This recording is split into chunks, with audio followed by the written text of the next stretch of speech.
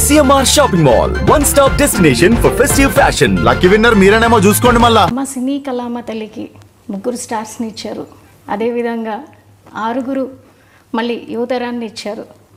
So ఇప్పుడు మనం పవన్ కళ్యాణ్ గారు డిప్యూటీ సీఎంగా బాధ్యతలు తీసుకొని 100 రోజులు గడుస్తూ ఉంది. సో దీని మీద మీ మనోభావాలు చెప్పండి, ఎలా ఫీల్ అవుతున్నారు? ఎంత కష్టపడ్డాడు అంత వాడికి సుఖం వచ్చింది పాపం. ఇప్పుడు అంత కష్టపడాలి కదా, ఇంకా ఎక్కువ కష్టపడాలి. ఇదివరకు అంతా కష్టపడ్డాడు, ఇప్పుడు ఇంకా ఎక్కువ బాధ్యత తీసుకొని బాధ్యత ఎక్కువ అయింది ఇప్పుడు వాడికి. మీ ఇంటి చిన్నోడు రాష్ట్ర ప్రజలందరికీ పెద్దన్న అయ్యాడు. దీన్ని ఎలా భావిస్తున్నారు? ఆయన బాధ్యతలు సంతోషంగా ఉంది. అంత కష్టపడ్డా వాడికి భగవంతుడు మంచి ఇది ఇచ్చాడు, అదృష్టం. ప్రజలకు సేవ చేసే భాగ్యం ప్రసాదించాడు. 10 ఏళ్ళు అవుతుంది ఇప్పటికి ఆయన స్థాపించి.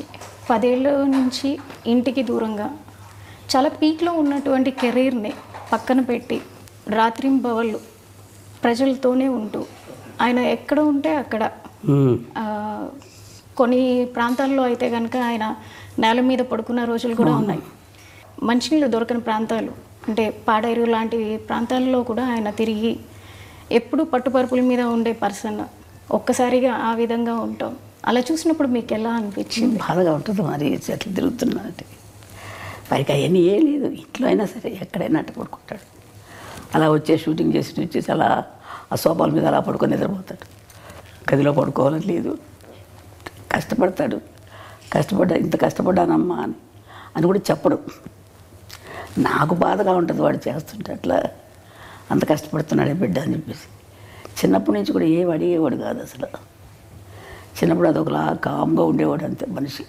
సుమన్ టీవీలో మీ పర్సనల్ అండ్ బిజినెస్ ప్రమోషన్స్ కోసం కింది నెంబర్కి కాంటాక్ట్ చేయండి.